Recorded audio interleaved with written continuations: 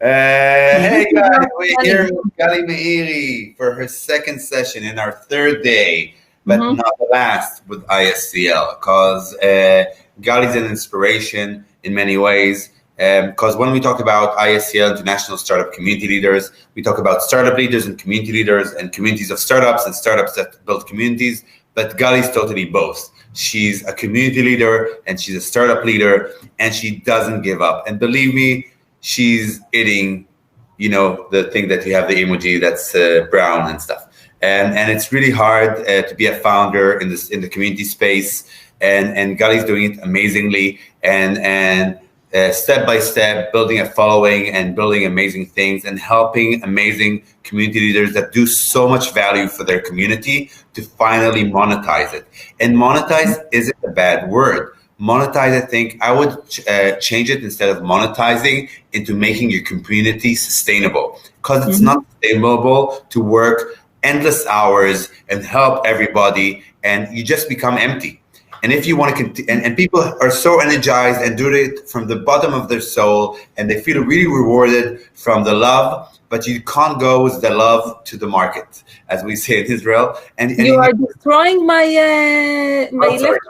My dear. So, but listen, we have the following growing. I'm always doing the blurbs. Then when people don't listen, so then they go in and they'll hear it again. And even if they didn't hear it, if they hear it from you later, they need to hear it from more people and more people. Because, even people, we know the story of Mati, the guy from The Rise of the Machines that has over 200,000 people. And he has, very gently, like, should I think about monetizing or maybe take a subscription? People are like, no, of course it was all the noisy people that, that get so much value. There's so many people that get value, so why not? And he's working so hard in that community, why not? And that's exactly what I say. It's not just why not, you should. But how do you do it? And how do you take a community that's not monetized and suddenly shift it into monetization?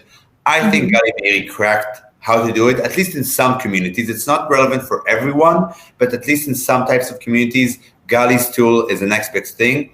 And I really believe in Monetize. And you're going to hear about the tool, but more so you're going to hear about her 14, 16-year experience of building community and monetizing it, and now helping dozens, if not already, you're getting close to 100 companies that onboarded on your platform, and a few of them already monetized really nicely, like Atochenistim of Nor Narkis and others. And I know you're already starting working with gaming communities in South America and all kinds of places around the world. So without any further ado, I see we have enough people here. Heather, James, thanks for saying hi. You want to bring people to stage? At the moment? No, sorry, that wasn't the roundtable yesterday. I'm already confused with everything that we had in the plan with you. No worries. Okay. So that's it. I'm going to disappear because... Wait, before you disappear, okay. I just want to say something for Mike. I don't know if people are saying this enough to you, but it's amazing to create this type of summit with this quality and speakers from all around the world. And thank you so much for having me and being such a good friend. It's really not taken for granted, and I listened to some talks and it was just amazing and really interesting and full of content, and I will definitely catch up afterwards for the things that I've missed. And hopefully, let's finger cross that next year we will be on live and not online, because let's hope so. We'll have a venue and everything, but I'm actually in love with this format. But we'll talk about what's going to be. Show you, because if you are in love with the format, I will show you the next slide. I made myself laugh today because I said this is how my life looks like. The meetups in 2020, I'm sitting alone in my room like a little skeleton in front of the computer. I really miss people. I miss the mic. And I miss karaoke and all the stuff that you have to hug people to do. So Yeah. So by the way, I don't know if you guys know, but you could have gone to an event and go to a WeWork around the world, or to a rooms facility that we got a free sponsorship for them to go to any location. But this year wasn't maybe conveyed enough that you can go to any WeWork and meet with people in real life. We had COVID designated rooms in WeWorks all over Israel, and in Oslo, and in Moscow, and in New York. And people just didn't, that's the problem, by the way. We had too much content. It's funny, but that's what we feel. That it was hard to explain what are we doing in the summit. It's like, it was too overwhelming. And we had about 1,300 registrations. But, the amount of people that in the end came in because of the amount. But maybe not. We'll talk about it afterwards, and we'll analyze the feedback. But this is your time and your time slot, and you should really enjoy Gali. Gali, thank you again for this kind word. I'm really happy you appreciate it, and because it really was a lot of hard work. But there's a whole team behind me here. Without them, it wouldn't be possible. And sponsors. So thank you to the team as well. The team is really amazing and very supporting for the speakers and the attendees and everyone. So yeah, and thank the community. Bye. So I'll go away and let you lead. Okay. So yeah, we will be intimate here. So before we start, I would like to ask you, if it's possible, for each of you to write what is your community doing, and what is it about? Okay, because later we are going to maybe think together about our communities. There is the little chat on the right-hand side. Some of the people in the audience I know because they are my invitees. So I want to say a personal hi to Yael, and I want to say hi to Heather, my friend from the Valley. It's a good morning to you. It's evening here. And and Dana, which is also using the Monetize platform, and Segev, which is also a client, and it's really nice. And my mom is in the audience as well. So hi, Ima. And let's start. Okay, and I made some notes, and I have the screen with the presentation on top, so I might be looking in different directions, so just don't be confused by it. And you can just write me on the feed whatever you want. So I know some of the communities that are in the audience, but it's nice to get to know each other, because it's kind of a workshop, but it's not a workshop that we are all together. We are kind of each one of us in his own home with a computer. So we'll start, and some of the content will be pretty much similar to stuff that we said yesterday, especially you, Heather. So yeah, just a second. So actually, monetizing communities or creating sustainable business model for communities is kind of a new buzzword. It's not something that existed like too many years ago. Okay, it's all this online community thing is something rather new that started when Facebook launched the groups feature. I think it was like 2010, and and I think that many people would like to think of communities as kind of an interest-free, safe, social space that doesn't have anything to do with money. And when we start implementing business models into our community, we kind of mix the sacred space of the community with the dirty term of money. And not everybody is perceiving it very well. So when I had to start this workshop, I was kind of confused about how I'm going to approach this subject. But this is something that I do, and I do it for a long time. And we'll start, of course, by telling about myself, because this is what I know, and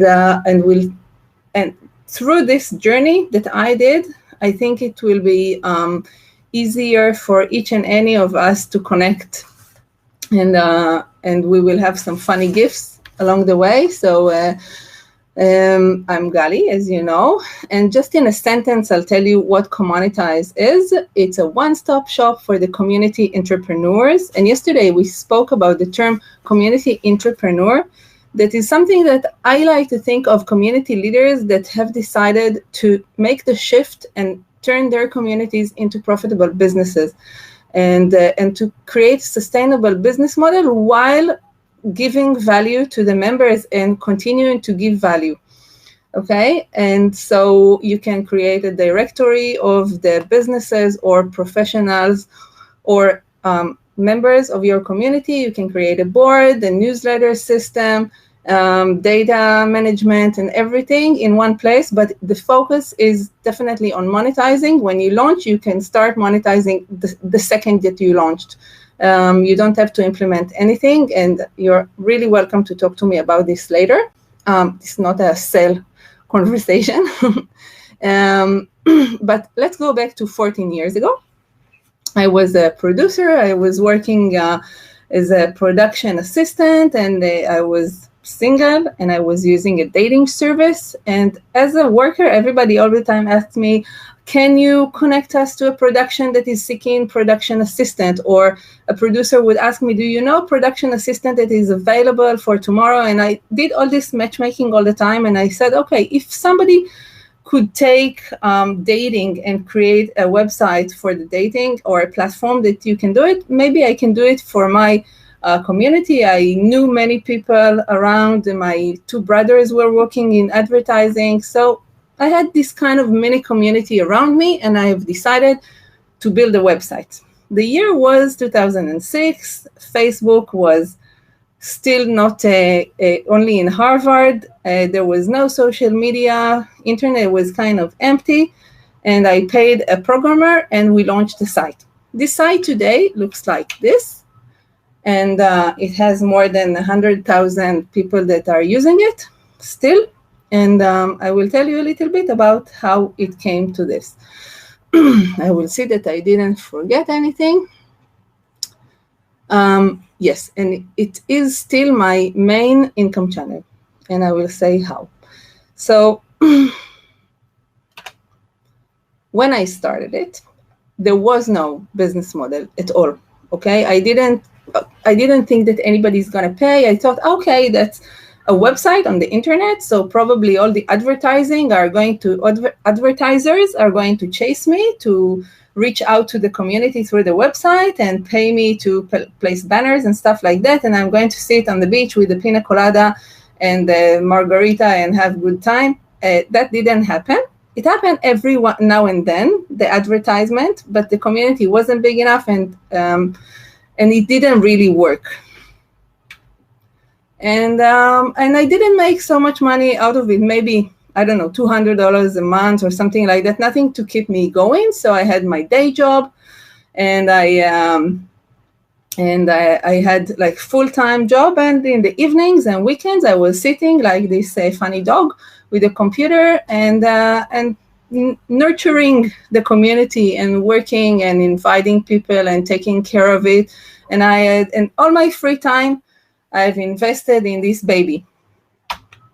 But then came along a real baby. And I don't know which one of you here, community leaders, have babies, but you know that there is no such thing as free time when you have a baby. You can't, if you either make a living or you are with a baby. There is no middle way to do it, okay? It's just, that's the way it is.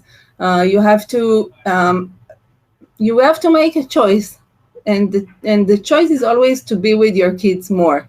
For me, it was like this. I don't know what about the rest.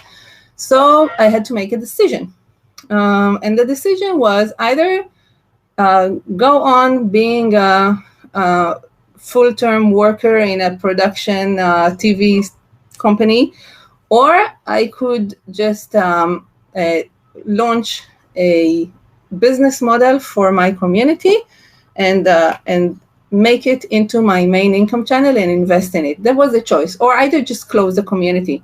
I couldn't do both, okay?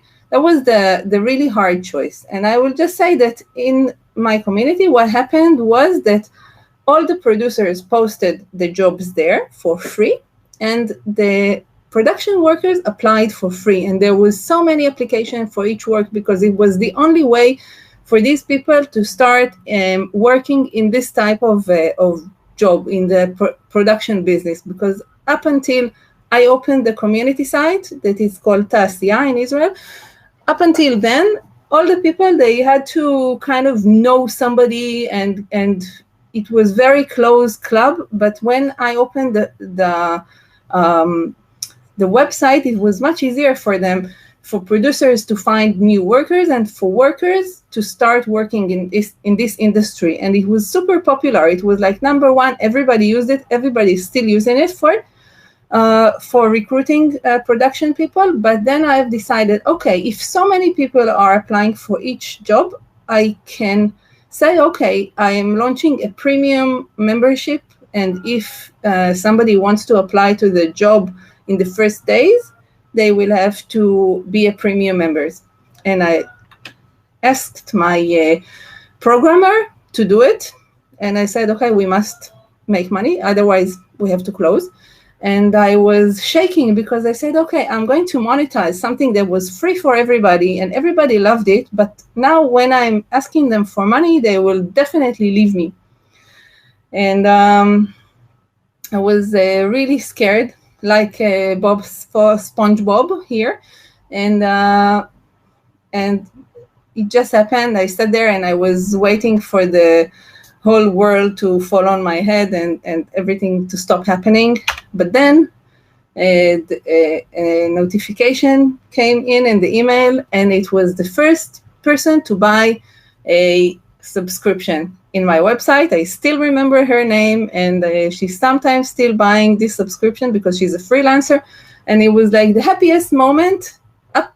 Like the first happy moment is my daughter's birth, and that's the second one. Okay, it was like, wow, I can't believe it. I am seeing my technological baby starting to walk all by itself, and it was like really, I was super happy about this. And let's see if I forgot something. Okay, so yeah, what I wrote to myself to say is that after I supported this website for like 2 or 3 years and it didn't make any income, I knew that he's going to support me now.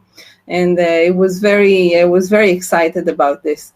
And I was sure that everybody is going to be really mad. And some were, because people, they don't like changes, and they didn't like the fact that I wanted the applicants to pay for a subscription. But I mean, the world kept on spinning, and most of the people just adjusted to the new rule. But I knew my community. I didn't make it all like either you pay or you go. You had like a free option, and then the premium. It was like a freemium site, as you call it today, and nothing happened. It just kept on spinning. Now it's really important to say. It's really important to say that you have to remember the year was 2009, and people were really not into paying in the internet. It wasn't very common. Now every newspaper, New York Times, Ynet, everybody, they have a subscription program. It's very common. But when I started to do it, I was like, wow, how dare she take money? The internet is free for everybody. And Heather is here in the audience. Yesterday in the panel, she said that when she started charging money, people say to her, but this is your community service. It's not community service. We are working. And it's work, okay? But I want to analyze what happened actually there. What is the question, Dana? What do you think? Is it better to ask payment from the beginning? I told you this afternoon.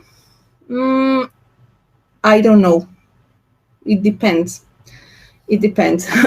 So what happened there is that there was an audience. The audience was already quite big, okay? And they were using it. They were used to it. They loved the website, they trusted it. There was the need, okay, the need for job or the need for workers, the need was mutual, right? And I managed to provide the value to the community. And when I provided the value, I knew that somebody was going to be able to pay for it. So the question was, why didn't you charge producers to post job ads and not the candidates to pay for the premium membership? And I always say this is the balance and the map of interest, which is something that we're going to discuss later on, the map of interest of the community. So in Israel, it's very, very difficult to get a job in TV because everybody wants to work in TV. So if a producer is looking for, let's say a researcher, and he needs to go to I don't know, to a website and pay to get the researcher, he will just say to his production assistant, listen, just go to the coffee shop, ask who's a researcher, and get like 10 of them, because it's very, very popular work. On the other hand, for this producer, if he's posting for free, I know that many people will want to apply to this job, and some of them will pay. Some will wait, and some will pay. I have people that are registering for the annual subscription year after year for like a decade. So I know it's working, and it's working for them, and they get jobs. The feedback is good. So I know that the value is there. It's working. Okay.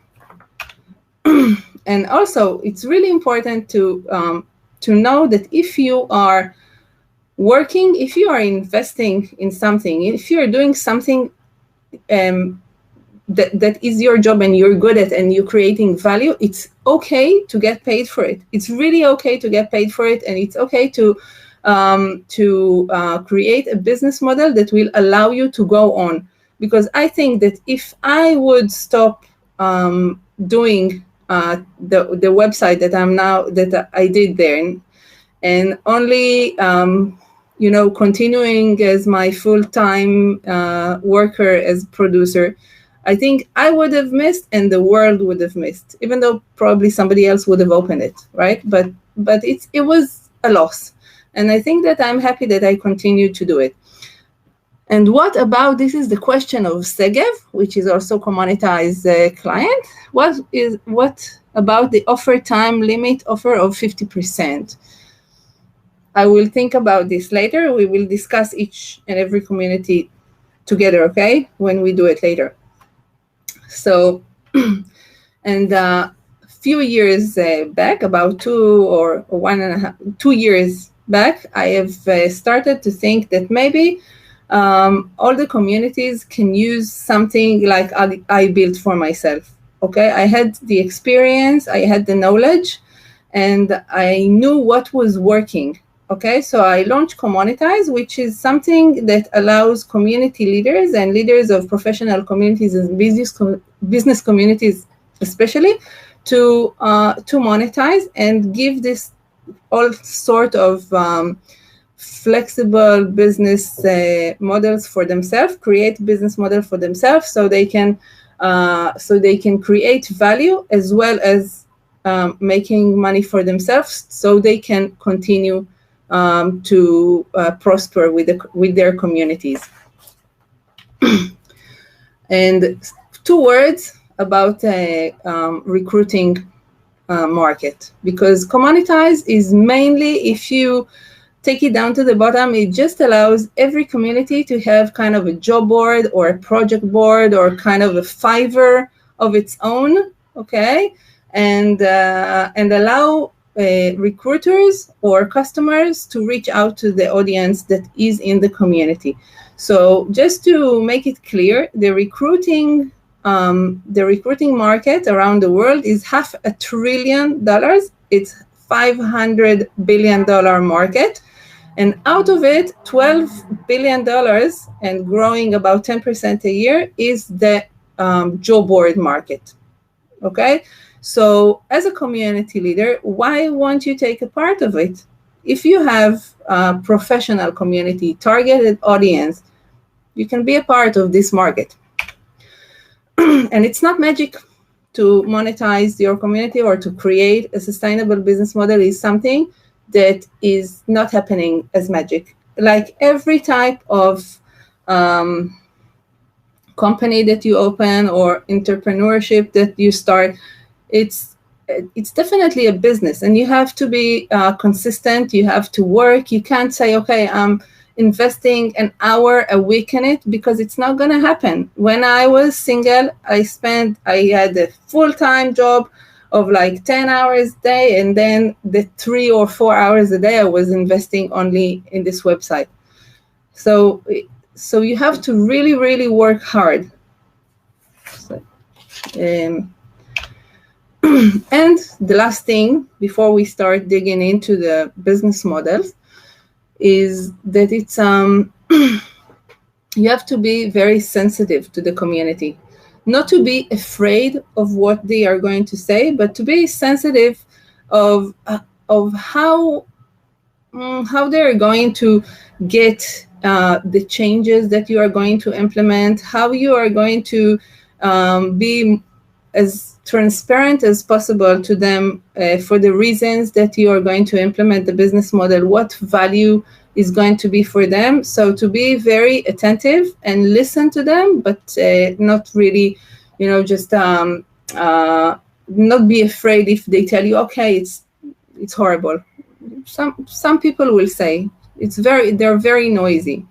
But yesterday, Heather told a story that she tried to do something like that, and she got a really cold shower from everybody, and she just deleted the post, and she goes like, I don't need this. I don't want to monetize like that. So it's just, it depends on your community and how consistent you are and what is the type of the value that you are giving. So now I would like to hear about you, but I will just take a look at the attendees. Okay, wait, I have 2 screens here. Do you have any questions so far?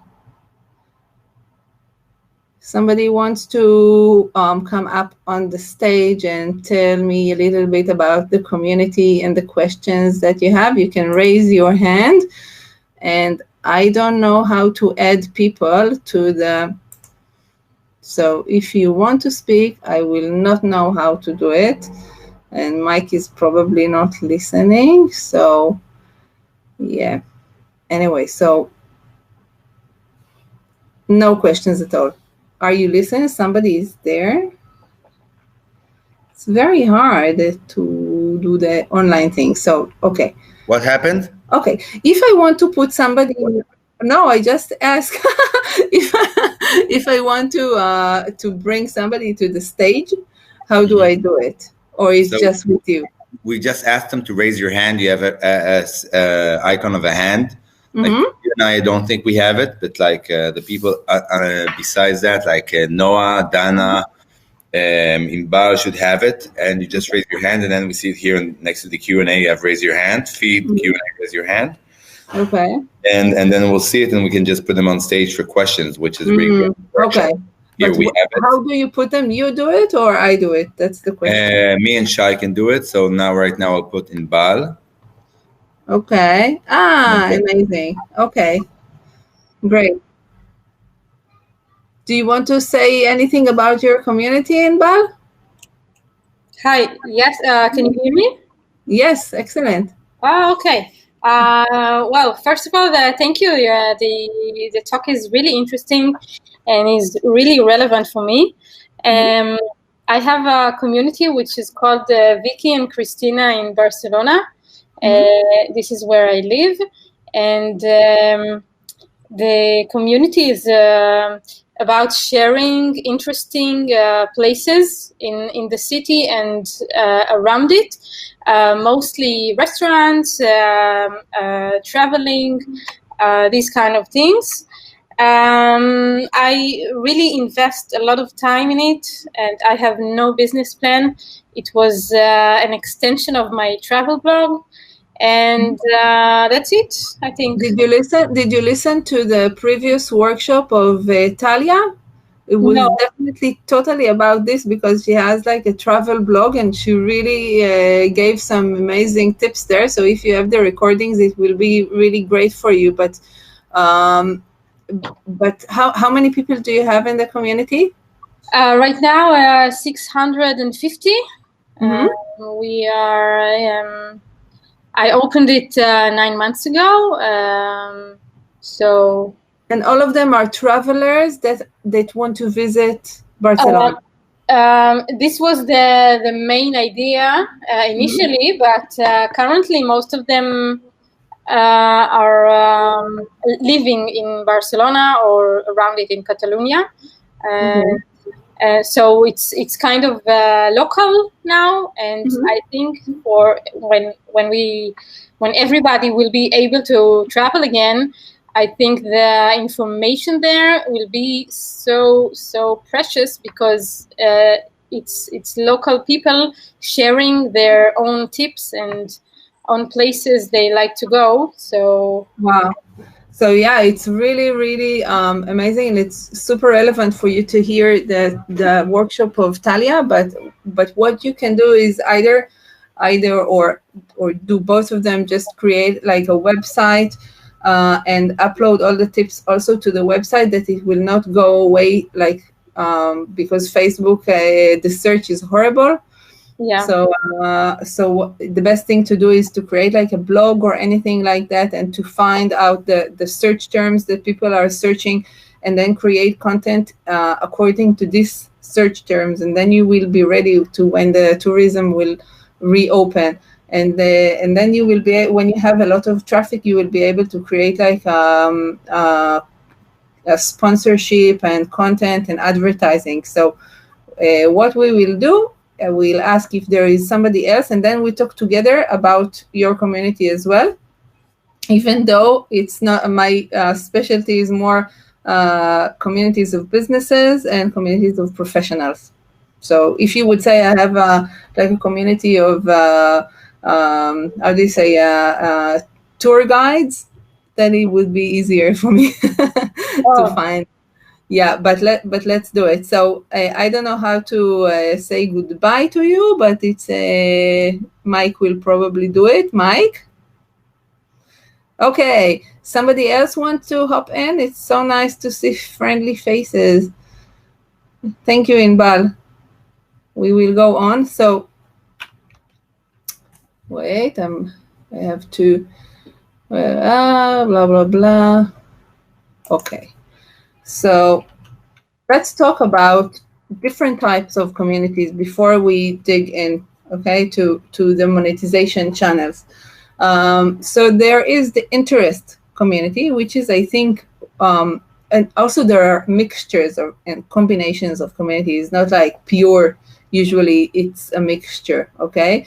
So there are the communities of interest, okay, that people that share the same interest, gardening or movies or Netflix or drinking wine or anything like that, that create a community around what they are interested in or their hobbies, okay? There are the communities of action, okay? They're activists, let's save the planet, let's save the bees, let's raise money for Africa, all this kind of stuff. These are action communities, communities of places. So your in Bali, your community is, I think, a mixture of the interest and a place, because most of the people you say are living in the same city or the same area. So place community are my neighborhood's Facebook group, and the people around me, and the cities group, and so it's more what brings the people together is the fact that they all share the same location. Circumstances, we all have diabetes, we all got cancer and recovered, and so this is a circumstance community.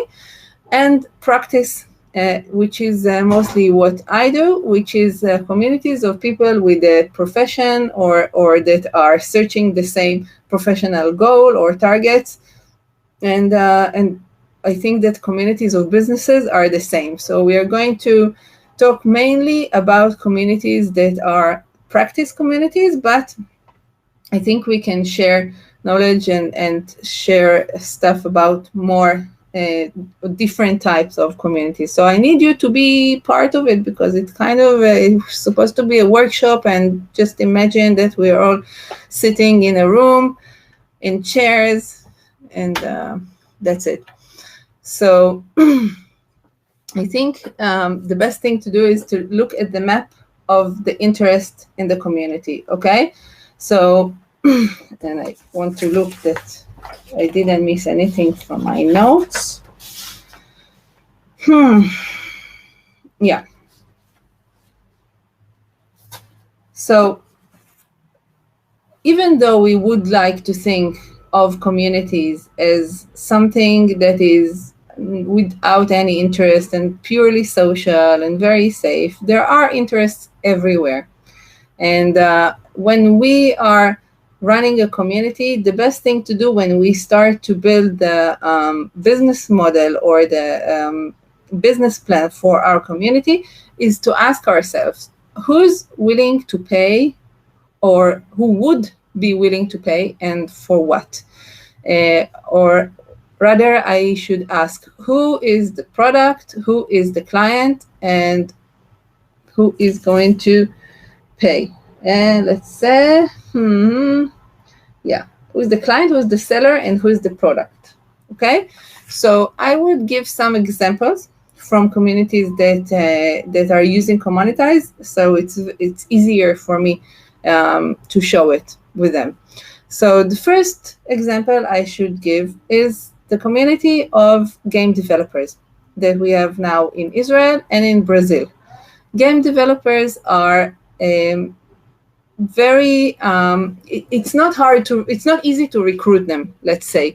There are HR people in each and every huge companies of gaming that is the only job is to recruit developing people. So if I have to start searching for them in LinkedIn and everywhere and start posting on general job boards, it would be much harder for me than to reach out to the community that gathers up all these developers and ask them to post this job ad for me. Okay, so here I would say the products, it's not really the products, right? But the people that are sought for, the people that the recruiters are searching for, are in this community, and the recruiters would pay some hundreds of shekels or about $100 to post a job ad and just go to the really focused target audience that there is there, okay? But on the other hand, the game developers probably would not pay to apply for this job. Why? Because they know that they are the ones that should be chased after. I hope that my English is well enough and you understand it. On the other hand, we have a community of content writers, and content writers are much less scarce than the game developers, and there are many content writers. Not all of them are good or great, but there are so many of them. And when somebody is looking for a content writers, so the project is the product, okay? Somebody would pay a little bit of money to be able to reach out to the person that posted this project to get this job. So that's a difference in the map of interest. Or, I mean, if we take Yael is here in the audience, I hope that she's still there. Are you still there? Because I'm going to check it and I will see attendees. Yes, Yael is still here. So Yael has a community of makeup artists, okay? And the makeup artists, they have some interests between them, okay? They want to share and get feedback of the makeup that they're doing. They want to find really good deals for makeup products.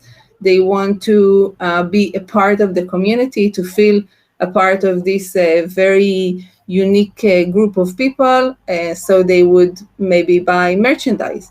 So for them, it's very easy to see, okay, I have a group of 100,000 makeup artists, so the interest of, let's say, makeup factory would be to reach out to them through this group and pay the group leader. So you have to find in each and every community what is the interest and who is willing to pay for what. It doesn't have to be always people from inside the community. Sometimes the community, as in the makeup artist or the gamers, sometimes the community people or the community attention, this is the product. And who is going to pay for it? It's either a recruiter, it's either an advertiser, and it's very... so if we say about the Barcelona people, we have to think, okay, what kind of audience are they? What can they buy? Are they going to pay for something?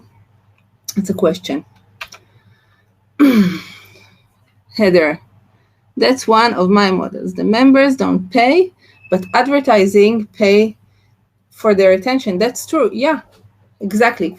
Because, and also we can combine business model. Like Heather, for example, has a community of 32,000 mothers in the Valley in San Francisco and the area. And some of them are paying to be a part of more unique and boutique club. And some of them, they're just there, but she gets them deals and she gets them every now and then some things that they can participate in or they can buy. And she's getting paid either by the advertiser or she's getting paid like affiliate for each and every product. And we will speak about this in a second. So when we think of things that people will pay for, let me get a sip of water.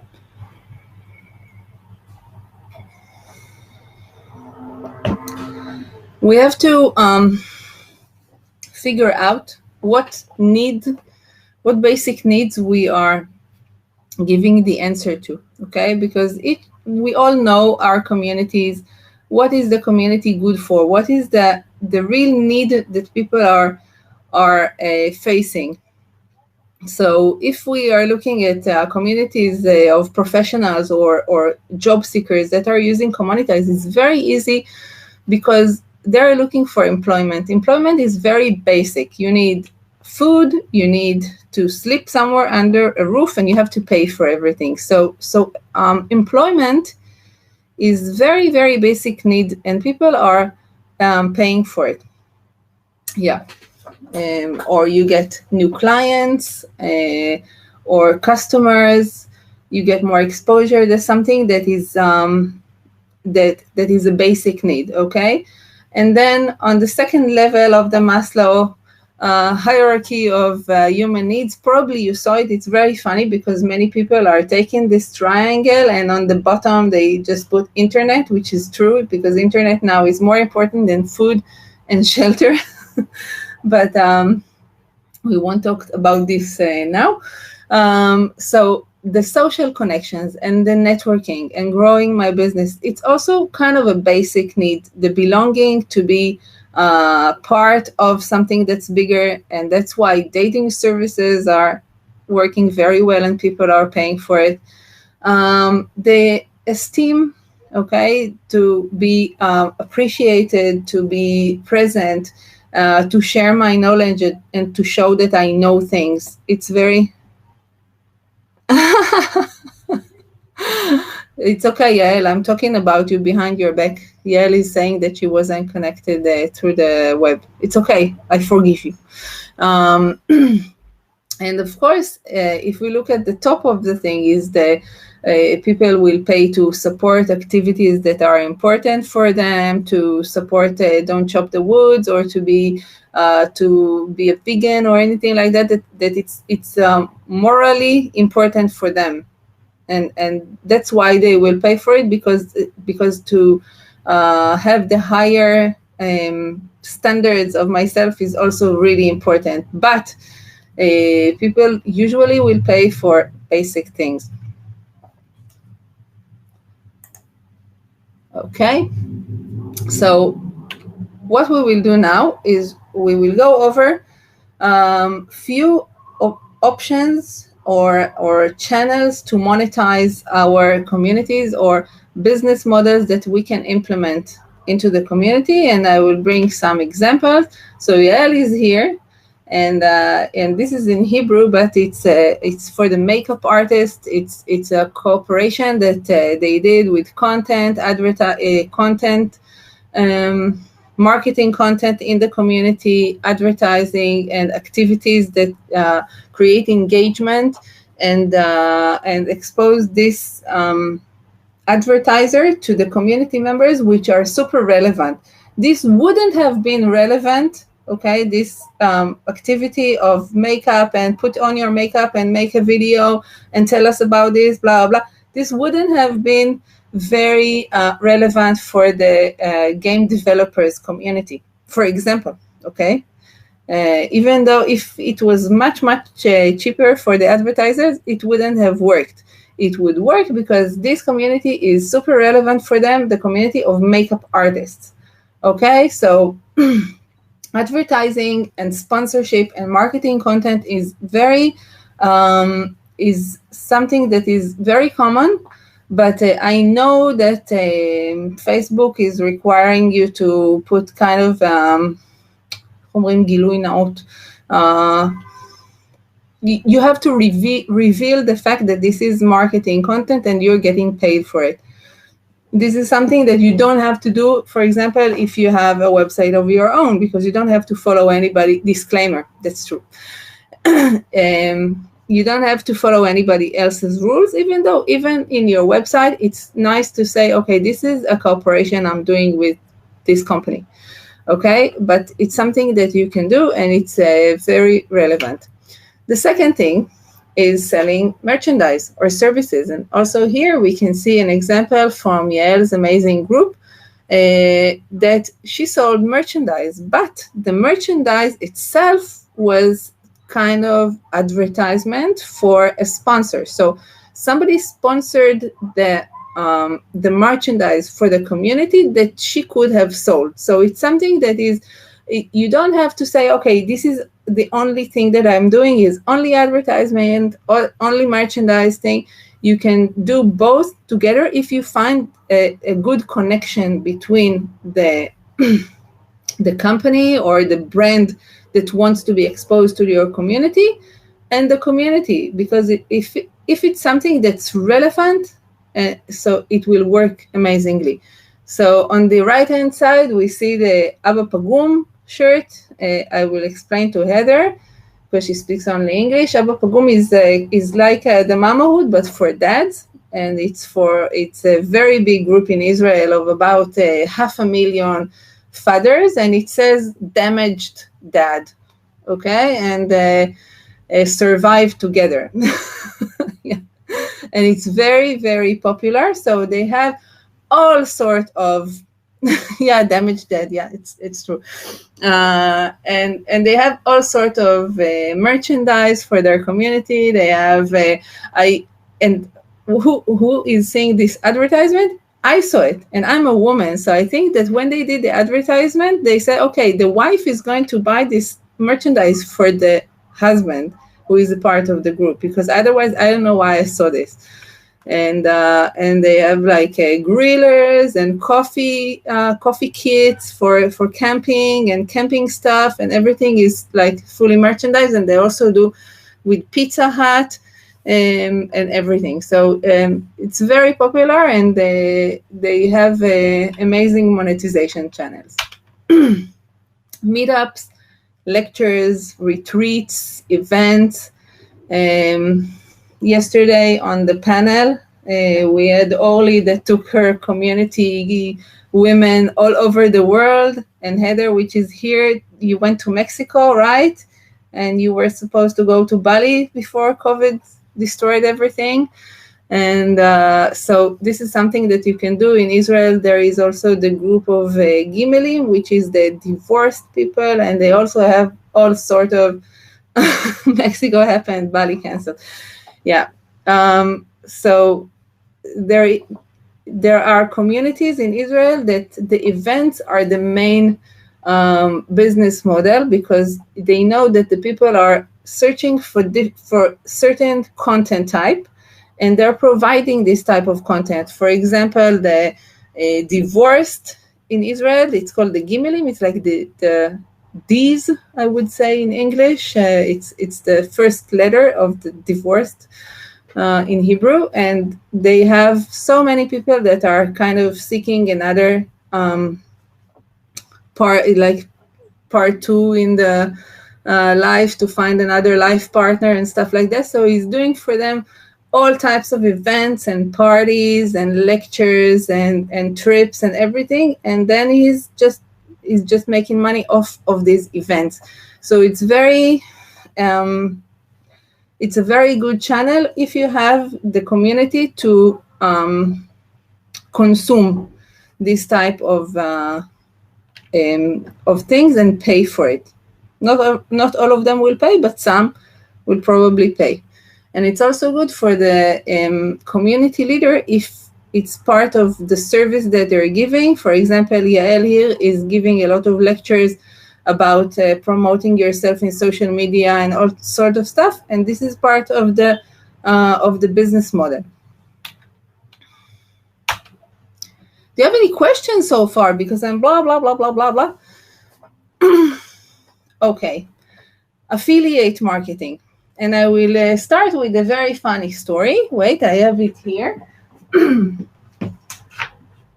This is something that I always keep.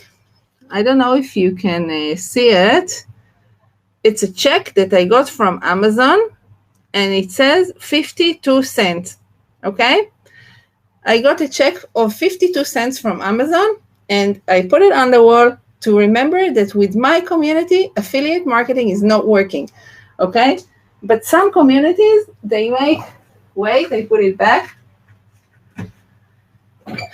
Some communities, they live off it, okay? There is a community in Israel that's called Reut Tiknili, Reut Buy Me Stuff. And she's, I think, like Heather, like you are doing, she's searching for like the best deals ever, for the most unique products for her community of mothers. And she just posts them there, and she gets affiliate percentage for each and every one of the sales. But you really have to have amazing, huge audience that are there to buy. Okay, because if you are if it's something sporadic, okay, if your community is about something that doesn't have to do with shopping, for example, my community of production people who are seeking production work, and I did an article about mouse pads, for example. Everybody's using a mouse mouse pad and computers and everything like that, but they were not in the mood for buying stuff. So the affiliate marketing didn't work for me, but I know it's working for many communities, and it's very and nobody is losing, right? Because the company is getting new customers that are buying the product, and the community is getting a recommendation about a product that is relevant for them, and somebody checked it and thought it was okay. And the percentage that is paid for the community leader, the community manager, doesn't affect the final price for the customer. So it's kind of a win-win thing, but you really have to be very into it and work only on it. It's a job by itself. Online courses and knowledge. Anybody has a question? Is it interesting at all? Okay, I take a sip of water.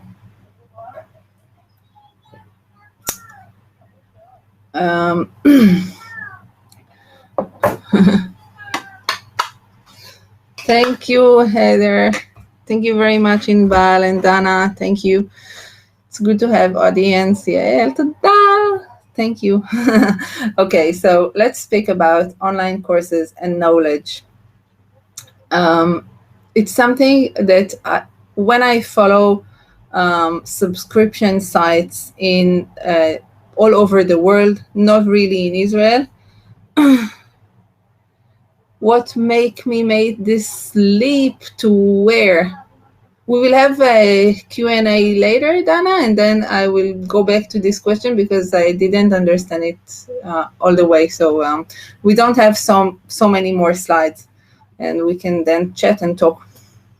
So the online courses is something that you make it once.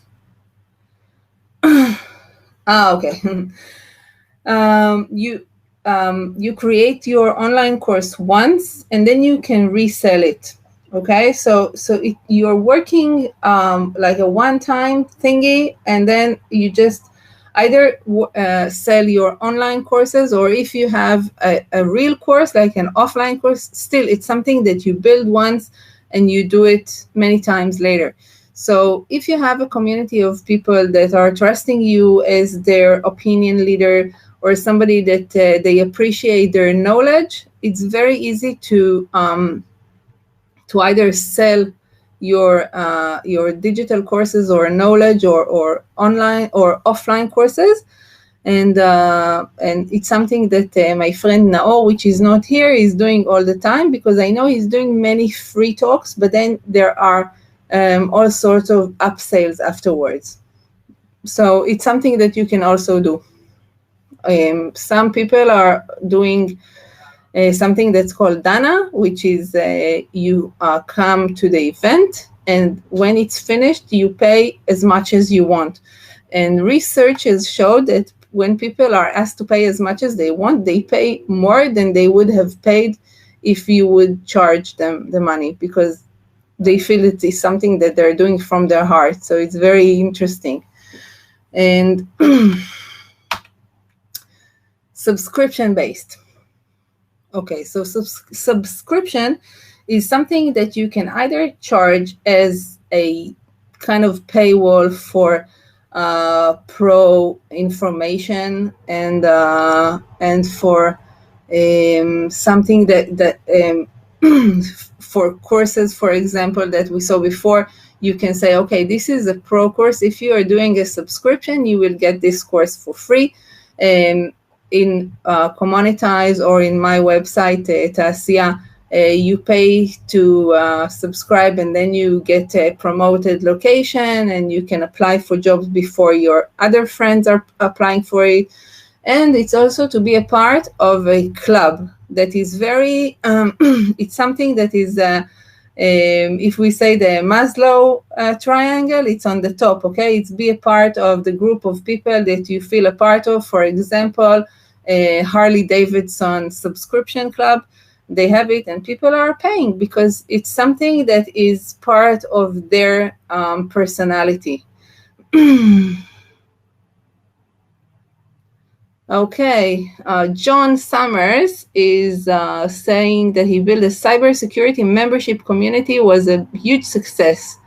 Well, was special part of a larger community. Yeah. That's how we do it. That's how we do it. Heather has the Entrepreneur Moms, the club. We can look at the community as a huge target audience, and just see which part of the communities can use which other part. And so let's go back to the subscription-based thing, because it's almost the last one, and we will then talk with each other. This will be nice. So subscription-based is something that everybody is doing now. Even if you look at Microsoft or Netflix, or everybody is doing subscription, because subscription is something that's it's recurring. You have to do the sale once, and then they just pay it a month by month. If you give them enough value, then they don't cancel it. Personally, I love to sell annual subscriptions. I make it much more affordable for the community, because I want to know, okay, I have this community member for a year now, and he's paying, and it's also like a good chunk in the beginning of the, like every day you get like 2 annual subscriptions, that it's a lot of money. Okay.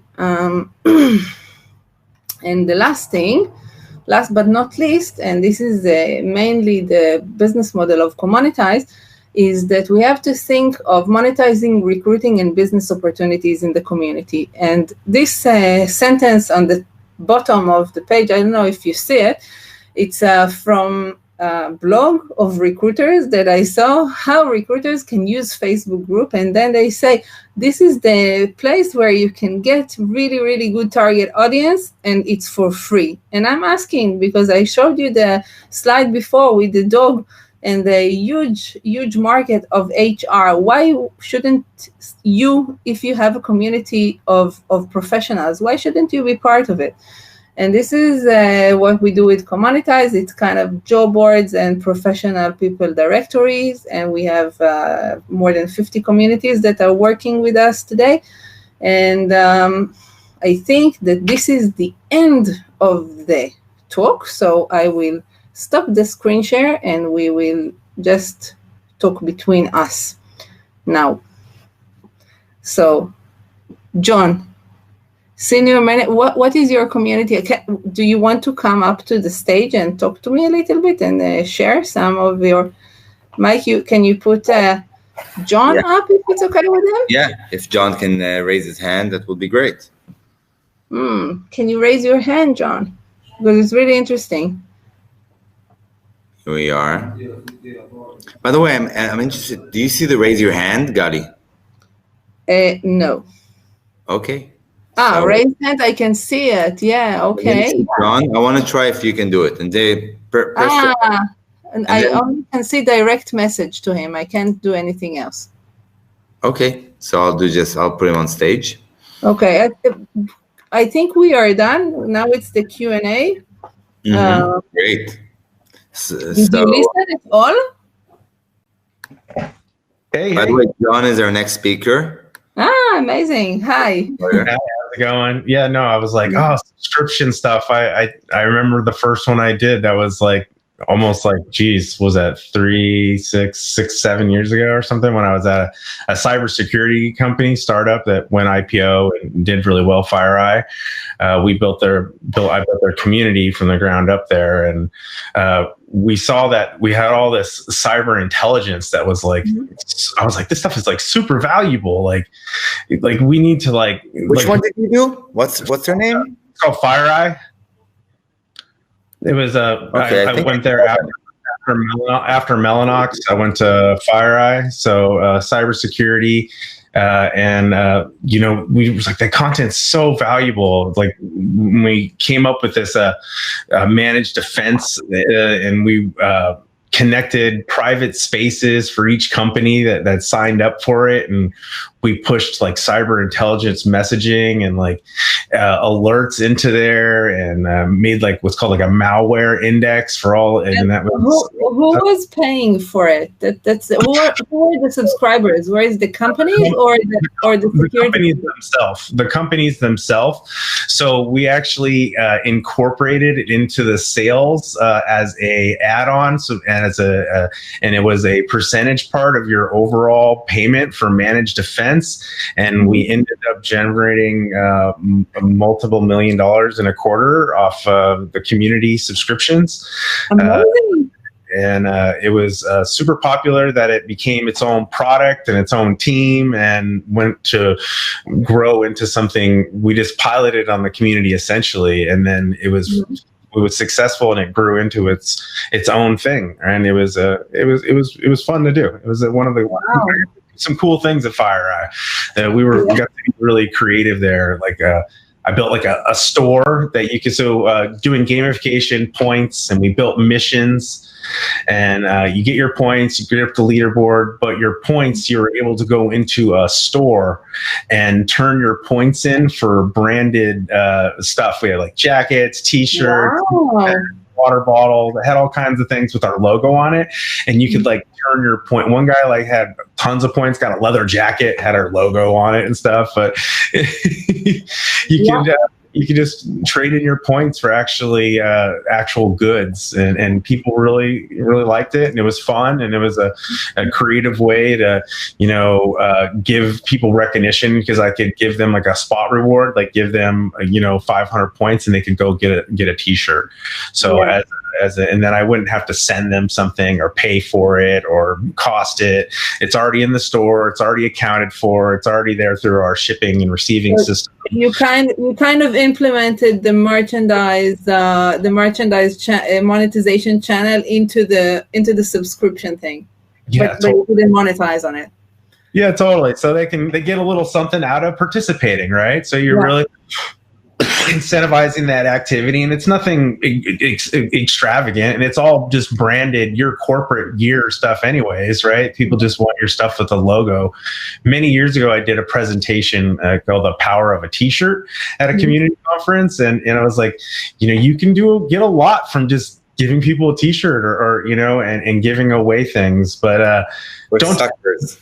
Yeah. Like when you cause people to to earn it, to pay for it, or to play and get it as a reward, and not just get it, because then they appreciate it more. Don't just give it away. Like that's don't just give it away. So I'll tell you a good one. So there was I think it was SAP. I believe it was SAP, and this was years ago. And one of their community managers told me, I was talking about giveaways, and he said, "Oh, we did this a long time ago. There was a World Cup, and we had this thing. Sign up on the community, and we'll send you, an SAP ball, a soccer ball, right?" And then next thing you know, like, some college kids in Oxford get a hold of the link, and like 1,000 people sign up. So now this guy has to he's like 1,000 soccer balls to like a college kids are never gonna like anything with them at all. Like, but they just got this random link for a free soccer ball, and they all did it for a swag. Yeah, they just want the ball. They can care what less the logo is, but it's a good ball, and so it's free. And so he ended up sending things. Took to him forever, months. He had to send out 1,000 balls. He had to go buy. If he didn't know, he had budgeted for a couple 20 or 30 of them, and he had spent a couple $1,000s on balls. Wow. Well, that's what you pay for not thinking it through. Yeah, totally. That's why you got to be careful about your free giveaways, and put some language in your terms and conditions if you're doing a free giveaway, as another kind of tip as well for community people. Is think about those things, because there are some people that take advantage of it, and you could be left holding the bag. But you think of it as a good thing too. It's getting out there. It's your stuff. Well, thank you so much for sharing this, John, and I will probably stay for your next talk later. I'm going to be talking about AI and how we're seeing enterprise communities use AI on their community, and how we're building. I built an AI community manager. So it's an artificial community manager that will actually respond and engage with the community questions, right? So things like that are, if you think of the repeatable, the people just want an answer to the question, right? There's these tasks like, what printer cartridge do I use, right? They could care less. Well, that in Israel we had a chatbot company that was sold to Doodle in Switzerland. And the chatbot called Mikan, he was so popular that people really, really loved chatting with him. And it was just a scheduling bot, but the person that wrote it is one of the most popular people in Israel. He has a huge community of AI and machine. It's called Rise of the Machines.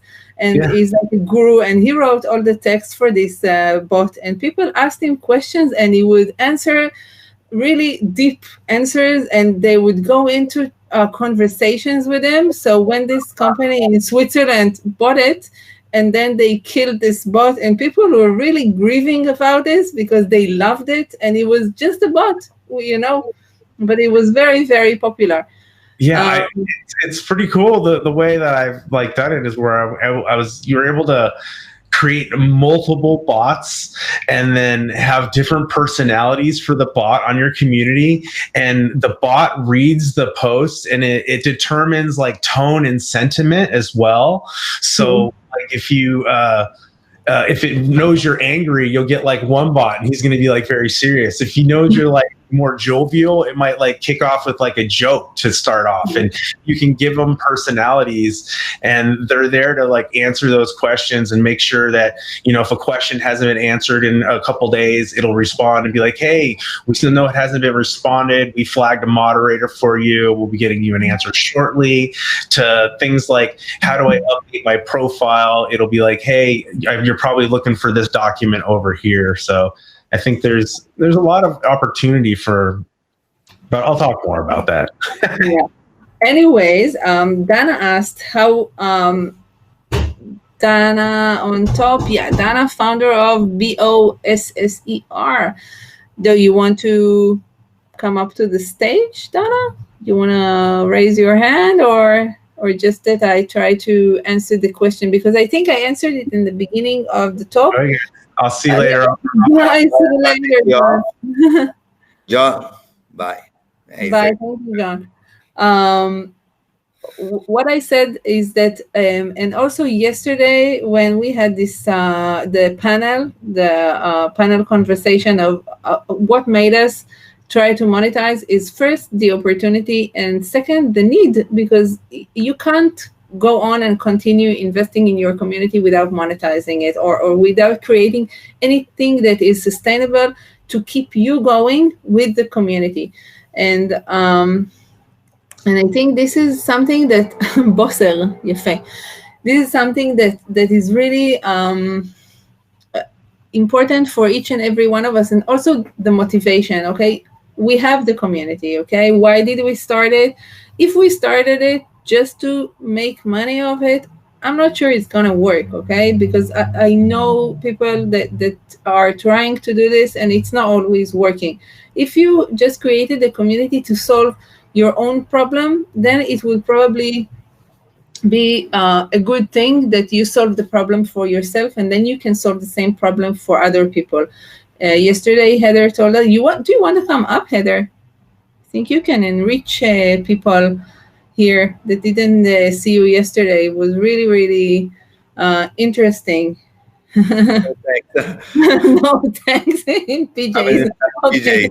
So I will tell the story. The Heather, she was lonely and she just had a baby and she wanted to meet mothers, and she started a small Facebook group, which is now 32,000 mothers in the Bay Area. But you started from your own need. So it's something that you can see. And also maybe the last thing that I will say during this session, if you don't have any other questions, thanks, Heather. If you don't have any other questions, I will just say that I said it in the beginning, and I will say it again. I think that the difference between a community leader and a community entrepreneur is the fact that the entrepreneur can spot what are the needs of his community, or what is his community good for, and how can he create value to his community or buy the community to somebody else, and it's okay to profit from it. It's not a bad thing.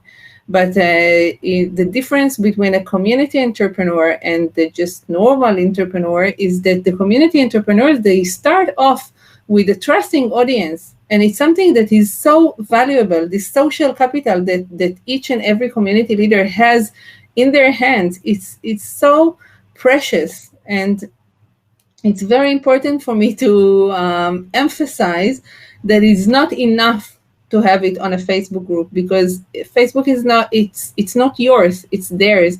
So if you have any ways to create a newsletter, like a mailing list, or to create a website or a subscription site, or something that will be for you, enable you to not to put all the eggs in one basket, right? You have your Facebook group, and you have different channels that you are leading, and you have different channels for the community, and the many channels that you have, it's good, and to know the value of each and every one of your community members, and to think what is the best thing that I can do for them, what do they need, and I think that some community leaders that really, when people are joining their groups, they're asking them, how do you, what is interesting for you, and what would you like to learn from our community, and what is your email address?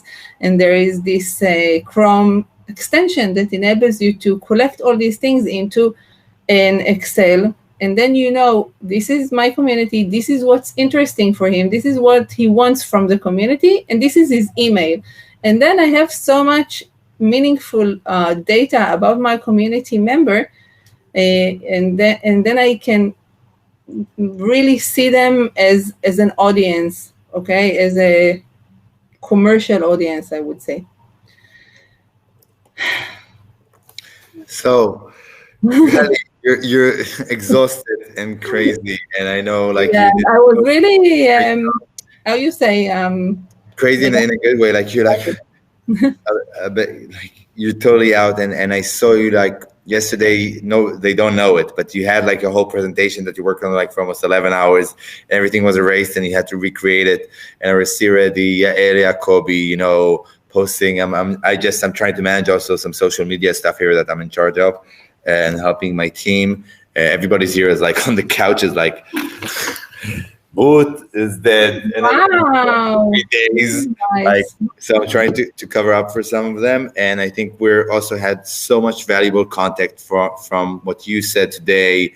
And also you're engaging in other in other sessions. And I think, by the way, that's the true essence of community. And I have a slide on it that I show that the idea of community-oriented organizations, that there's not, you can be a leader of a session, but you can also be a participant. And that's the real value of community. You have all the time, it's a merry-go-round. Sometimes you're up, sometimes you're, and I don't call it down. Sometimes you're a member, sometimes you're a leader, sometimes you're a moderator. And all that together gives you also sometimes times to rest, like Ruth right now, and stuff like that. And listen, I see Heather and people from all over the world start to really admire and appreciate what you're doing. And it takes time sometimes until people value how amazing you did. Sharon, my spouse, that she thought, oh, that's it. She invented the thing with the plastic and people are going to throw money at me. And it took her 2 years until she got the first investments. So I'm really waiting for you and we're going to talk about how we're going to do it after the event. And because I know you should be there. And that's it. And we're going to let you rest a bit because you have also 3 kids. I don't know if everybody knows that. And right. And you're amazing. And you're also a political advocate, and you go every Saturday to do stuff, and you're incredible, Gali. So that's respect. the next newsletter. How come you can combine your professional life with your political opinions, and how much it's harming you, and how can you, How can you what? How can you mitigate the risk or lower the risk? Or I will tell a little story because we still have like 2 minutes. Yeah. In Tasian newsletter, there is a 52,000 people that are registered to the newsletter, and we have like an open rate of 35%, which is about 18,000 people are reading my shit like every month. And I'm very, very, I'm thinking about every word that I'm writing, and I have to think about like all Balfour demonstration is reading a newsletter. And I have to think about this very carefully. And every time I send out a newsletter, somebody is complaining. And the last newsletter I sent was very, very mild. And I said, it's amazing how we cope with things. I never thought that the humans can be so to adjust to the new to the new situation that we have to go everywhere with a mask and we can't hug each other and we have to be, it's amazing how the human, and people replied and they say, why didn't you say something about us having to go out for strikes and the government destroying our businesses, blah, blah, blah. And I mean, it was something that, I mean, yeah, I would like to do it, but I will not do it because it's not my Gali community. It's Tasiya community. It's the community of people that are searching a job in the industry of productions. It's not my own. And I have to divide what is me and what is the community leadership that is expected from me. So it's very interesting to think about this. So I'm going to discuss it in the newsletter.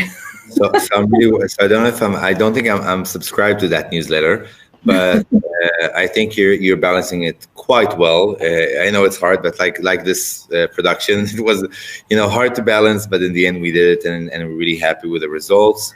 And that's also when do you measure? We say in Hebrew, you count the money in the stairway when you leave the room, and that's when we're gonna measure all the value and impact we created. So you're the session before the last.